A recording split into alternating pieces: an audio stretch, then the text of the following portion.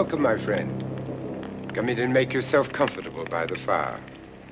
I'm embarrassed that my butler wasn't able to meet you at the gate. I'm afraid we'll be supping alone this evening. It's Brimstoke's night to howl.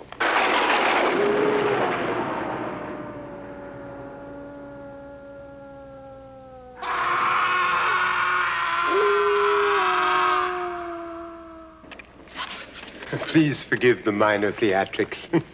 I simply can't resist a good scare. Frankly, my friend, these affected atmospherics, as startling as they can be, grow rather pale in the light of the story I am about to reveal. You have asked for the truth about Dracula, the monster most feared, whose restless soul has haunted generations. I must warn you, however, the truth about Dracula, about Vlad the Impaler, the great undead, is not for the timid. But my manners. Apologies, dear friend. Something to relieve a parched throat, perhaps. White? Red? Good.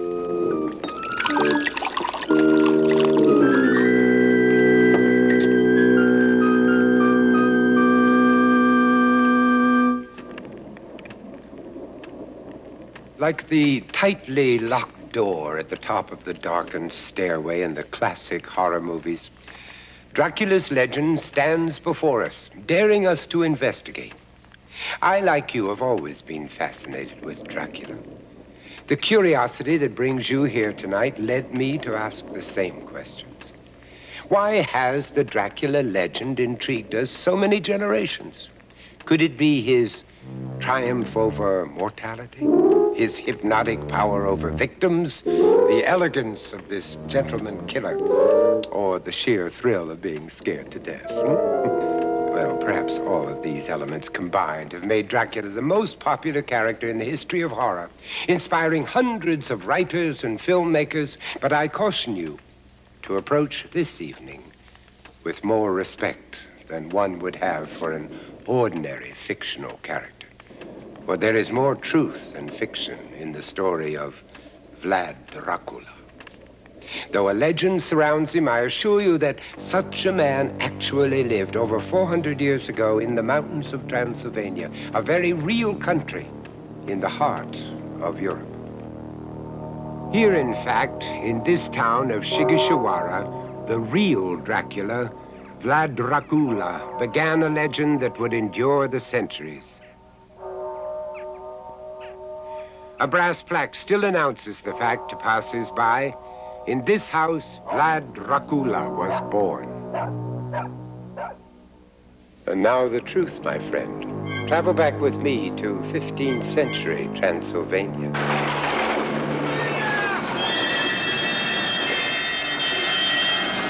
Those were turbulent times for Transylvania and for its neighboring region, Wallachia, which was ruled by Dracul, the father of Dracula. It was the height of the bloody and brutal holy wars, and the Islamic Turks had sworn to wipe out Christianity. This made the Turks mortal enemies of Vlad's people.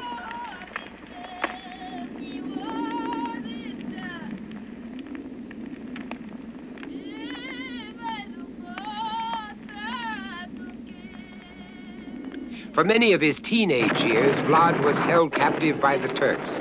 When his father was murdered by dissenters in his own country, young Vlad, less than 20 years old, escaped and joined troops on a crusade against his enemies.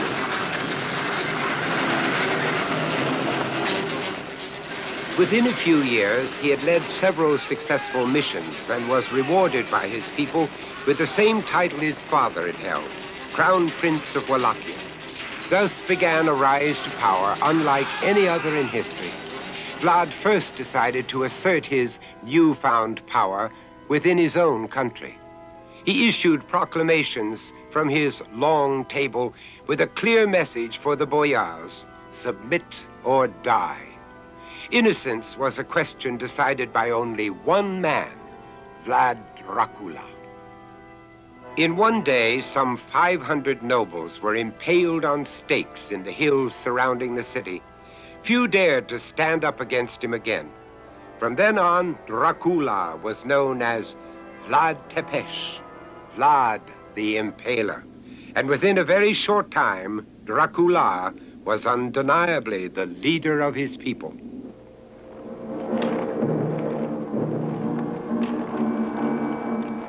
Secure in his own region, Dracula now turned towards Transylvania with an army 20,000 strong. The warning sounds were sent out. Vlad Tepes is coming. Vlad the Impaler is on the attack. No one knew where or when he would strike, but the tales of his tortures preceded him. In a papal letter sent to the Vatican, his atrocities were described. He killed some by breaking them under the wheels of carts. Others, stripped of their clothes, were skinned alive. Others placed upon stakes or roasted on red-hot coals. Others punctured with stakes, piercing their heads, their breasts, their buttocks, and the middle of their entrails, with the stake emerging from their mouths.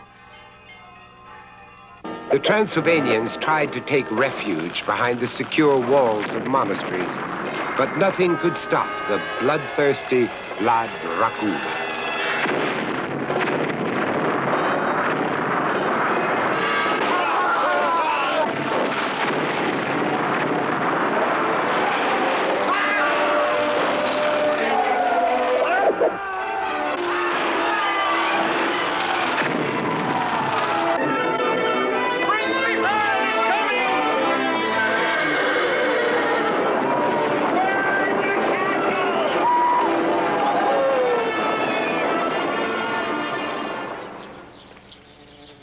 It was during this time that this famous scene occurred, with Vlad dining at a table amongst the impaled bodies of his countless victims.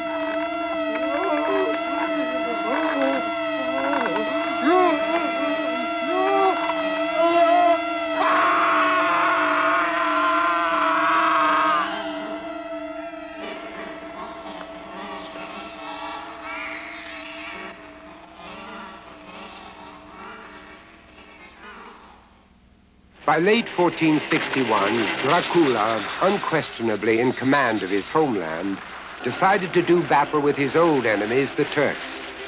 In a series of surprise raids and with the advanced stories of his treacherous ways spreading panic throughout the Turkish forces, Vlad secured victory after victory.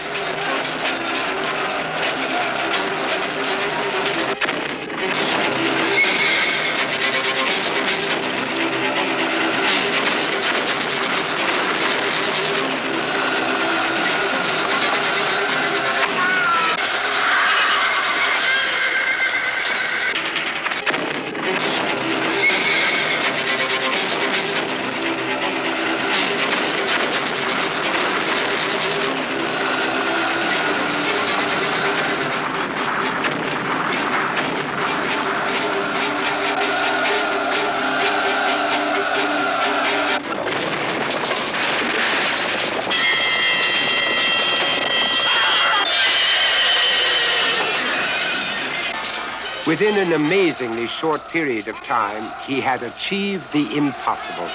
Leaving a bloody trail of conquered Turkish villages behind them, Vlad and his troops reached the Black Sea. This was a highly symbolic accomplishment, and those who choose to remember only those victories still call Vlad Dracula a hero.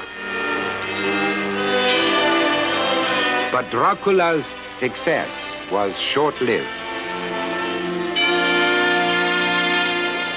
Taking the matter somewhat more seriously, the Turkish Sultan sent 200,000 troops into Transylvania.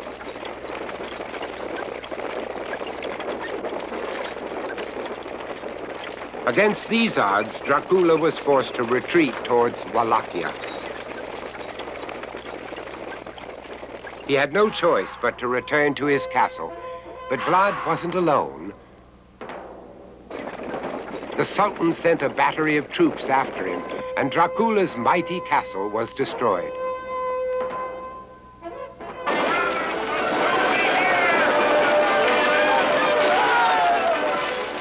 Dracula, however, escaped through a secret tunnel with a few friends and fled to Hungary. 12 years later, Vlad Dracula was finally killed by the Turks at this spot, Snagov. The Sultan ordered that Vlad's head be returned to him as proof of his demise. The monks at Snagov buried Dracula's headless body in their monastery. Some say he lives on. Truthfully, I am appalled at the treatment dealt him at the hands of today's Western culture. It must sadden him to be reduced to a mathematical puppet for preschoolers, a gaudy waxen caricature in cheap chambers of horrors. Why, his name has even been associated with a sugar-saturated breakfast cereal. This is an insult to Vlad the Impaler, hero to his people, and the very image of Satan to his enemies. The true, terrifying history of Dracula is found in no less a shrine than the British Museum. This in itself stands as a tribute to this master politician, statesman, warrior, and all-round benevolent dictator. Of course, every head of state has been prone to excess, and every head of state has his own peculiar tastes, whether for jelly beans, peanuts, or blood. 400 years after his death, Dracula found new life. It was Bram Stoker, an Irish novelist, who first introduced the Dracula legend to English literature. His research into the historical Vlad Dracula was painstaking, if you'll permit the pun. It was Stoker who changed Vlad from a bloodthirsty prince to a bloodthirsty vampire. Listen to Stoker's vivid description of a first meeting with the Count in his 1897 novel, Dracula. The driver suddenly turned down a narrow road, which turned sharply to the right. Soon we were hemmed in with trees, which in places arched right over the roadway, till we passed as though through a tunnel. Just then, the moon, sailing through the black clouds, appeared behind the jagged crest of a beetling, pine-clad rock. And by its light, I saw around us a ring of wolves with white teeth and lolling red tongues, with long, sinewy limbs and shaggy hair. All at once, the wolves began to howl. The horses jumped about and reared, and we kept on ascending. Suddenly, I was conscious of the fact that the driver was in the act of pulling up the horses in the courtyard of a vast, ruined castle, from whose tall black windows came no ray of light. What kind of a place had I come to? And among what kind of people? I heard a heavy step approaching behind the great door and saw through the chinks the gleam of a coming light. Then there was the sound of rattling chains and the clanking of massive bolts drawn back. A key was turned with the loud grating noise of long disuse, and the great door swung back. Within stood a tall old man, clad in black from head to foot, without a single speck of color about him anywhere. The old man motioned me in with his right hand with a courtly gesture, saying in excellent English, but with a strange intonation, "Welcome to my house. Enter freely and of your own will." He made no motion of stepping to meet me, but stood like a statue, as though his gesture of welcome had fixed him into stone. The instant, however, that I had stepped over the threshold, he moved impulsively forward. I said interrogatively, "Count Dracula?" He bowed in a courtly gesture as he replied, "I am Dracula. I bid you welcome. It is late and my people are not available. Let me see to your comfort myself." Well, from your expression, I can see that Dracula still isn't real to you. Well, can you begin to believe? Can you imagine, for instance, that Bram Stoker's Castle Dracula might have existed? Well, it did.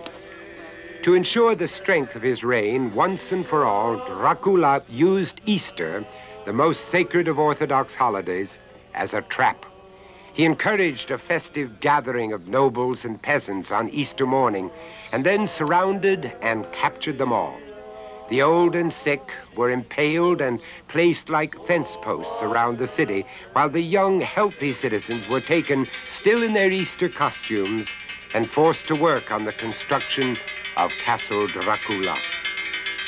They were fed as little as possible and worked until the clothes fell off their backs. No one knows how many years the construction took. No one knows how many died. He had built a perfect retreat closer to Transylvania, in a difficult spot to attack. Deep in the Carpathian Mountains, perched securely on a lofty crag, lies Castle Dracula. Today it stands in ruin, silent save for the moaning wind that echoes through its silhouetted majesty. One can only imagine the height of its battlements and the depth of its secrets. Oh yes, Castle Dracula was real, and to the Transylvanians so were vampires. The ornate frescoes on these old Transylvanian church walls tell the story of vampirism. According to tradition, should a man change his religion from Eastern Orthodox to Roman Catholicism, as Vlad Dracula did, he was excommunicated and upon death became a vampire. These drawings are vivid in detail, depicting the restless souls of the undead rising out of their graves. So, the legend has some basis in fact. The potential of such rich drama was quickly discovered by a young, booming film industry, both in Europe and Hollywood. The Dracula legend found new life in 1922 with the release of a German film entitled Nosferatu. Now, director Friedrich Murnau unfortunately could not secure the necessary copyrights from Mr. Stoker, so he changed things slightly.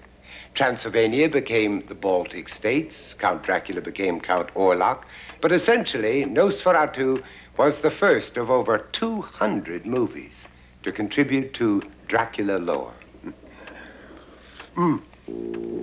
I have a copy of the film ready in the viewing room. Would you care to have a look at Dracula's first starring role? Oh, good. They just don't make them like this anymore. And it's a good thing, too.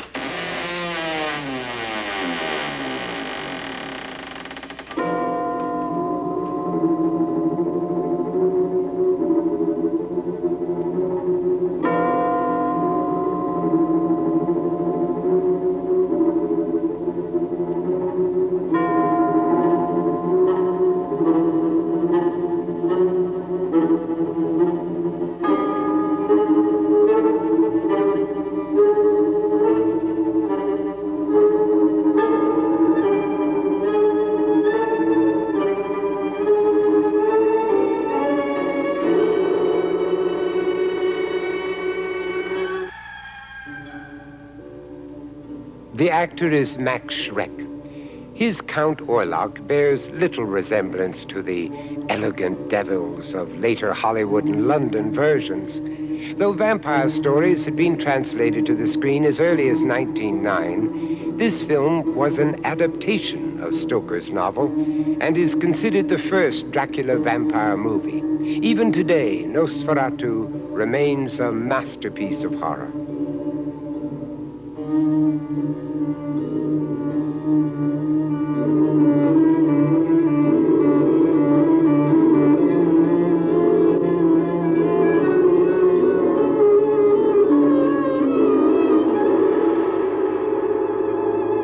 I just love a good romance.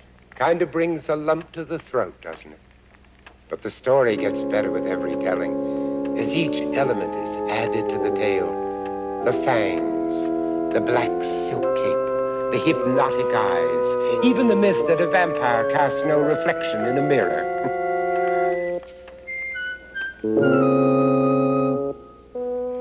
The vampire Dracula is a development of the ancient legends, and it's surprising how many similarities exist between the blood-sucking undead of Dracula's time and the modern fictionalized vampire of today. There are the common, well-known myths, of course. Should one wish to remain totally prepared in case of vampire attack, I have assembled a small vampire emergency kit. Oh, yeah. Here is the first item, garlic. And pungent it is. The mere presence of this deliciously smelly herb will keep away the vampire, and for that matter, anyone else except a very dedicated apprentice chef. Now, the Transylvanians used to smear the fresh-cut cloves of garlic about their doorways and window sashes. The cross, of course, has always been the absolute power over vampires. Its shape has defended many a film star from the fangs of Dracula. And here is the traditional wooden stake. Though it may seem to be a movie cliche, the wooden stake has more than a literary association with vampires, as I will later explain. Now, here are two tiny little bandages, just the right size. Guess you know what they're for. Now, this is something you may not have seen. It is a small replica of a tawaka. The real thing is much bigger, of course, and when struck, the very sound of it scares off every vampire within hearing distance. Now, I'm no expert, of course, so perhaps a proper demonstration would be in order. In Romania, the sounding of the tawaka is a ritual performed by the priests several times each day. Now, should you not succeed in scaring off the vampire, you must certainly destroy it at the earliest opportunity. There are specific instructions as to how to accomplish this. They are given in Romanian, so please allow me to translate. We bury the vampires away outside the village, up in the mountains by themselves, or at a crossroads far away from here. Nobody is safe from the vampire. So whenever strange things happen, you suspect right away that it's a vampire. The first thing to do is to go out and look at the graves in the cemetery. You look for freshly turned dirt or some other sign that a grave has been disturbed.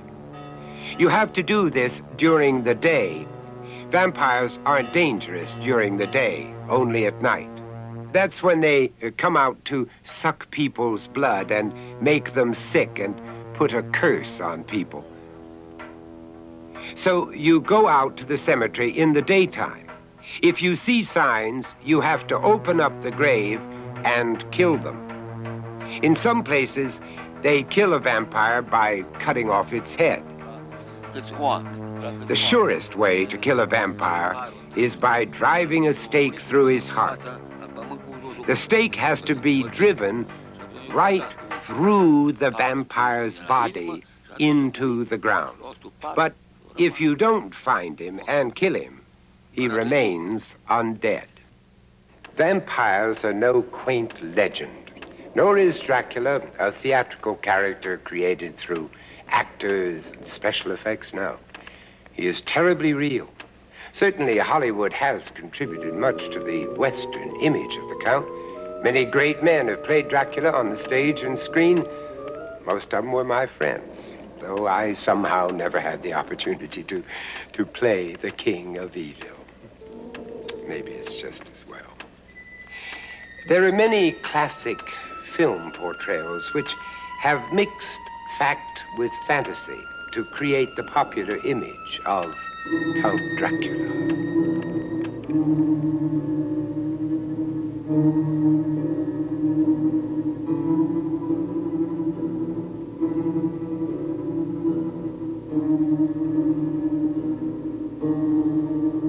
Over the the years, many vampire movies have featured female vampires, but none compares with the nightmarish Vampire, directed by Carl Dreyer in 1932.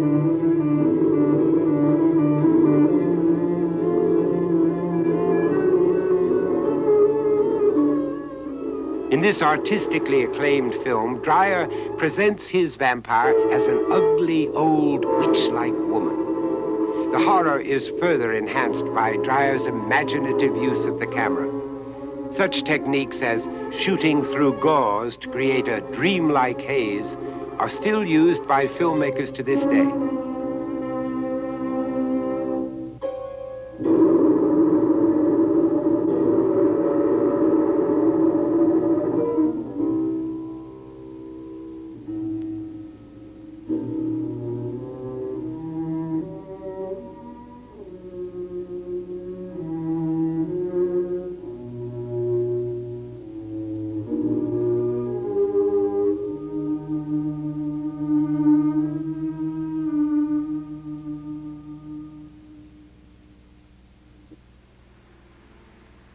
This 1936 Dracula sequel, Mark of the Vampire, incorporated all the classic elements: the spooky castle, the cobwebs, the dim candlelight, the eerie music, the pretty young girl, and of course, the most famous of all the Hollywood Draculas, Bela Lugosi. By day, the vampires must return to the ground in which they were buried, or else find shelter in some accursed retreat. It is then they are powerless. Then we must leave at daybreak. It's our chance to get away from here. What? And leave these monsters here to continue their work of destruction? It would be cowardice. What else is there to do? Search for them. Find their corpse-like bodies. It is in that state, and that state only, they can be destroyed. Their heads must be severed with one clean stroke and a sprig of bat thorn placed within the gaping wound. We would be crazy to attempt what you are planning. I'll never do it. Never. In the morning we're leaving. I agree with you. Mark of the Vampire starred some very famous actors. Yes, that is Lionel Barrymore. In 3 hours, it will be daylight. Thank heaven the house is well protected for the night.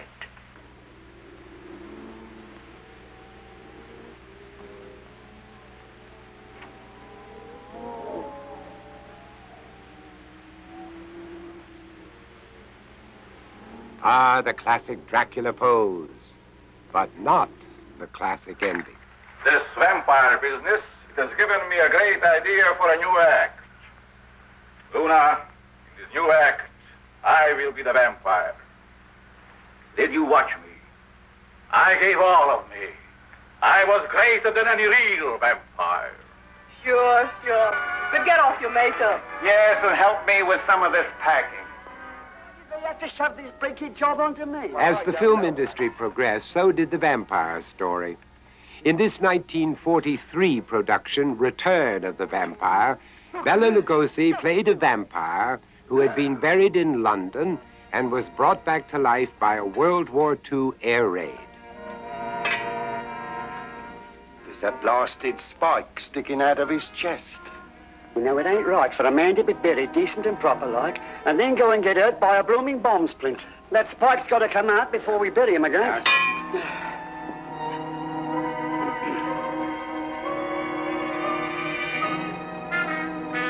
Horace, pull it out yourself. Chicken-hearted is what you are.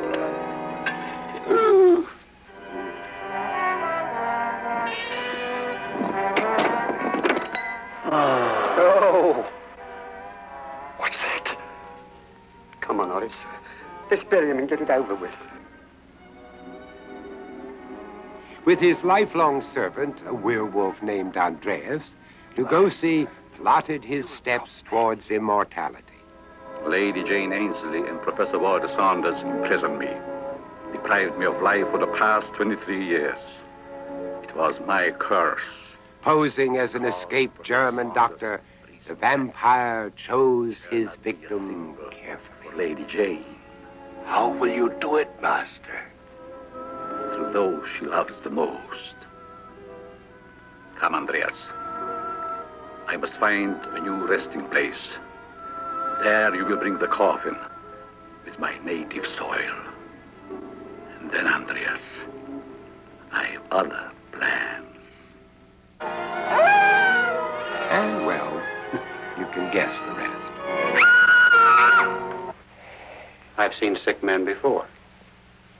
Now, I know about men. Perhaps the most unwilling vampire in film history was John Beale as Dr. Beecher in the 1957 movie simply entitled The Vampire. You told me yourself these pills were from vampire bats. Exactly, but Paul, that doesn't make you another Dracula. You found a strong suggestive influence there, that's all. You think so? It's my opinion you need a complete rest. Well, you're wrong, Will. Look, Paul, people depend on you here. I don't want to see you destroy your life. It's a useful life, Paul. I don't want to see you destroy it over an hallucination like this. No hallucination. But suppose it is. Look, suppose you confess to that killing last night. Paul, you'll never be able to pick up your work here again. It's a small town, Paul. It's a small town. People... Delving into the world of science fiction rather than straight horror, The Vampire tells the story of a doctor who unintentionally takes vampire pills. 11? Yeah, that seems to be the hour. That's as long as I can go without the pills. Now, nonsense. All right, Paul, I'll keep you from taking the pills. Now, you can trust me. I'll stay with you until 11 o'clock. So I'm right. There is a killer. How'd he do it? Well, it seems that this maniac extracts a small amount of blood from his victims' throats. And then, because he carries the disease virus in his saliva, he transmits it to them. But for some reason, he remains immune himself. Oh, come on, Will. Help me. I gotta have him. I can't do it. I can't wait like this. Can't you see what's happening to me? I can't see any different except your state of mind. Now, try to bear it just a little longer. Oh, I can't. You gotta help me. Look, I'm going to give you the sedative, Paul, in just a few minutes. I need it now. Please. Please. Oh, please. Doomed to taking lives by night and saving them by day. Ah, the dramatic irony. Having accidentally attained immortality, this pathetic character wants more than anything to die and to end his nightmare.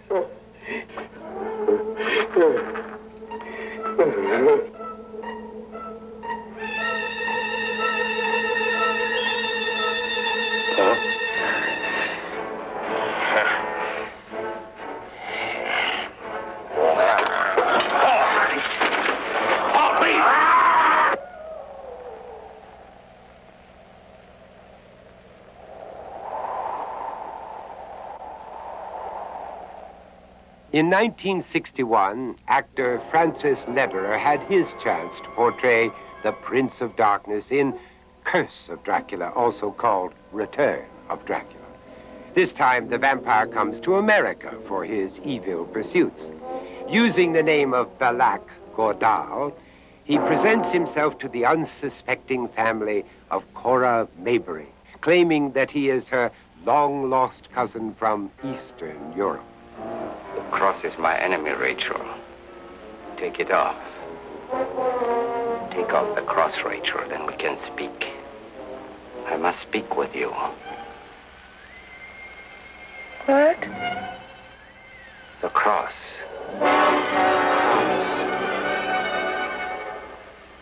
You will do as I say. Yes.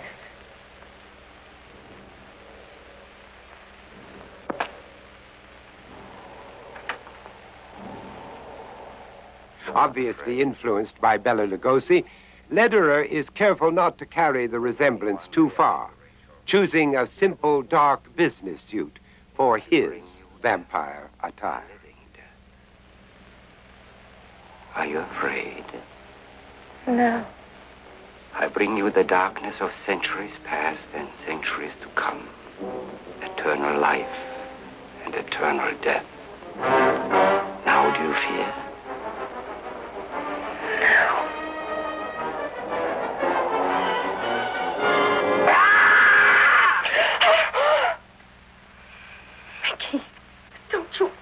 that again.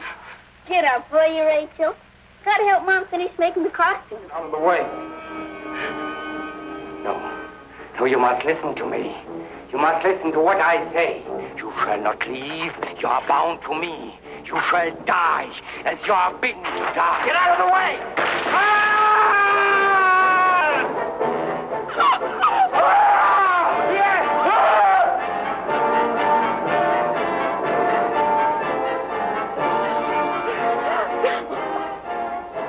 It's all right. We're all right.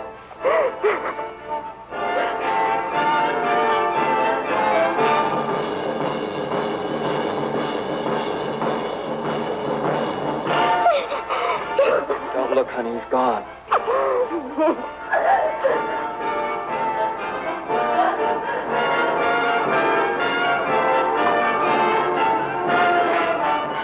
Ah, the imagination of the filmmaker. And who better in this age of cinematic miracles to perpetuate the evils of Vlad Dracula? But in this, as in all things, truth is stranger than fiction. From Bram Stoker down to today's characterizations of the prince, none has ever succeeded in even approaching the horrible truth of Vlad the Impaler. Even our most famous portrayals of Dracula fall short of the terror expressed in a 15th century portrait of the real Vlad Dracula. The artist is unknown, and so is his fate.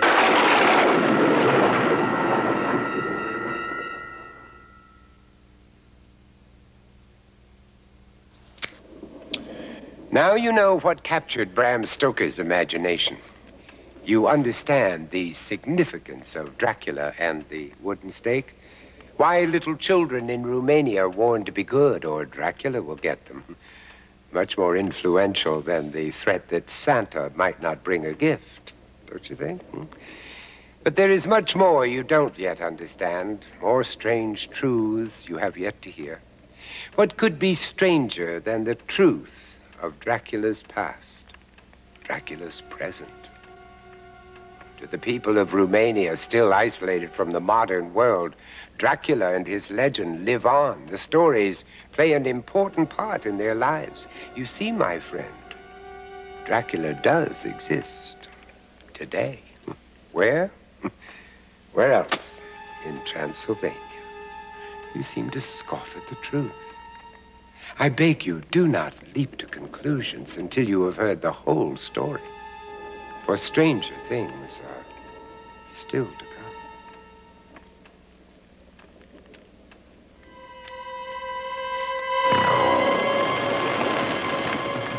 Come to a remote village in the Carpathian Mountains of Transylvania.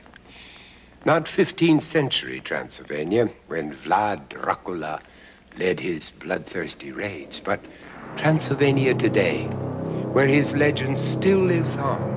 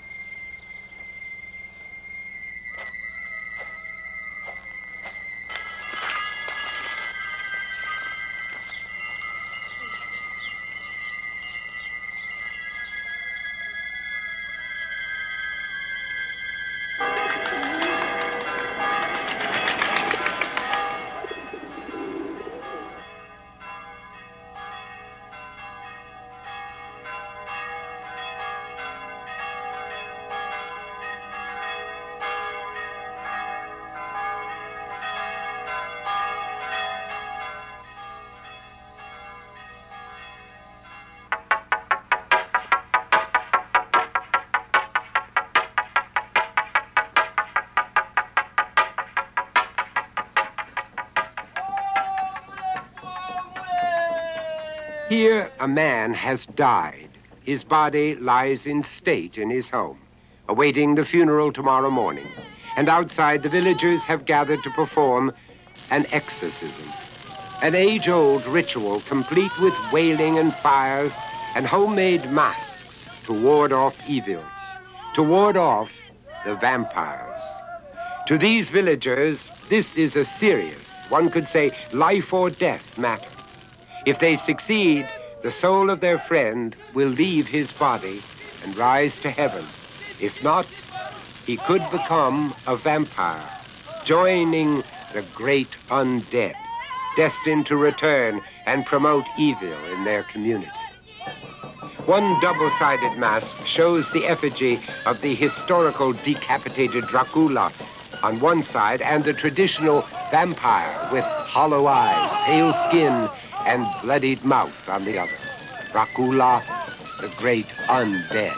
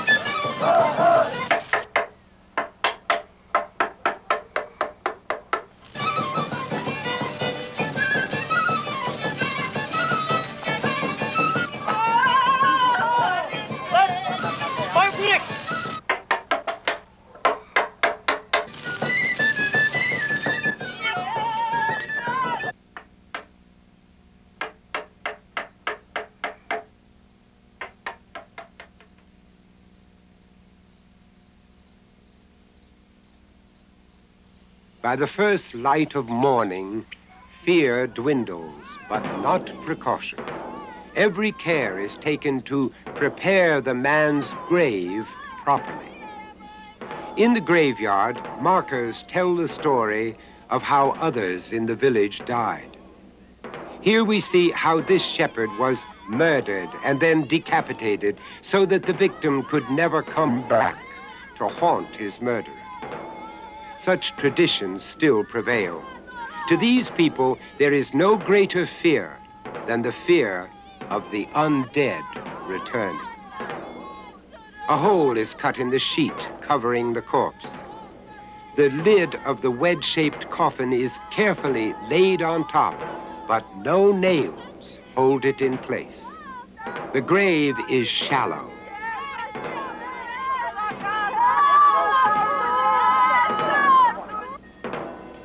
Al Fiului și al Sfântului Duh, acum și pururea și în vecii vecilor. Amin.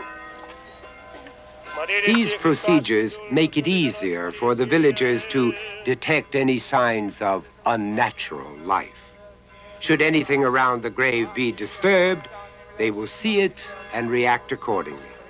One can never be sure.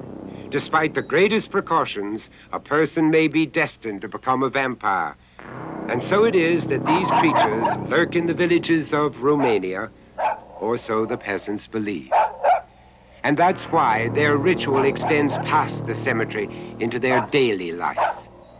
As everyone knows, vampires hate garlic. So all that is precious to these people is protected by this herb, the livestock, and of course, the home. All possible entrances are covered. The windows and doors, even the chimney and keyholes. One can't be too well protected. The ceremonial mask reveals the two faces of Dracula, uniting two legends, the hero of Romania, the crusader, and the vampire, the great undead. Silly superstitions? Well, many have thought so. And many have attempted to disprove the legends through more practical and physical evidence of the life of Dracula. As you have seen, the historical proof of the existence of this prince of blood has served mostly to substantiate the legend of evil. And as every detail is unearthed, each seems to match a portion of the legend. Perhaps the most astounding evidence was supplied by an archaeological expedition mounted in 1936. In that year, Scientists traveled to Transylvania, to the monastery of Snagov, to Vlad Dracula's grave, in search of the final truth.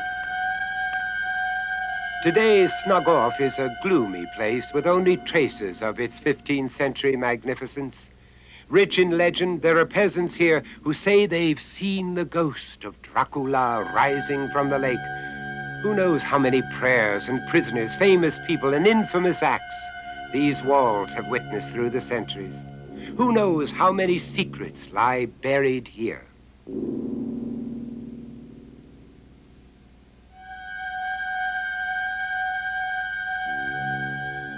Professor Dino Rossetti was among the scientists who made that pilgrimage in 1936 here to Snagov. To this day, he is reluctant to discuss his findings. More than 40 years have passed since I conducted my archaeological work here at Snagov. Tradition said that the grave of Dracula, the grave of Vlad the Impaler, was located here.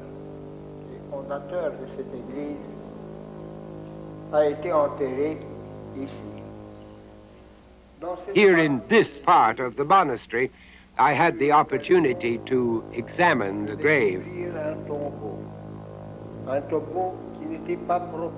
There was nothing to indicate that the grave had been disturbed or profaned. When the grave and the coffin were opened, I found that the clothing was well preserved and in quite good condition. A red silk garment with the arms folded across the chest, but to our absolute amazement, the body had completely disappeared from inside the clothes. Only the clothing was there, without a trace of the body.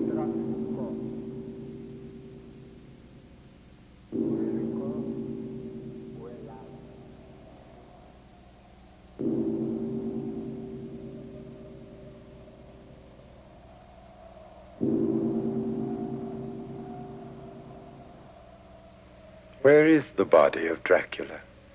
The body of the Impaler? The body of the great undead?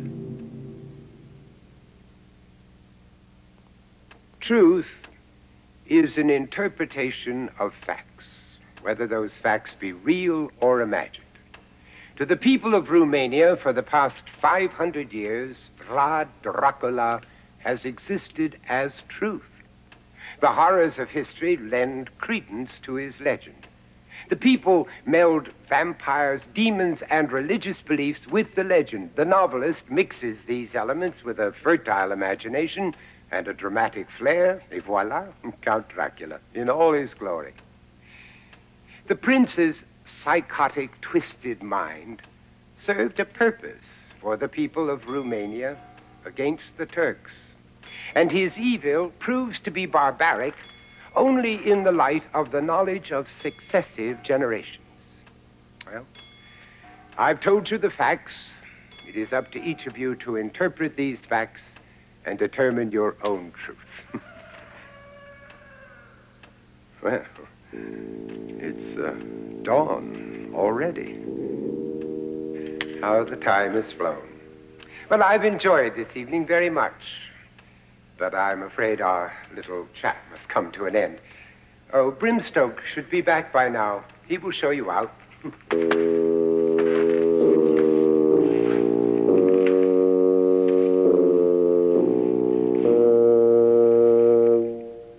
Good morning.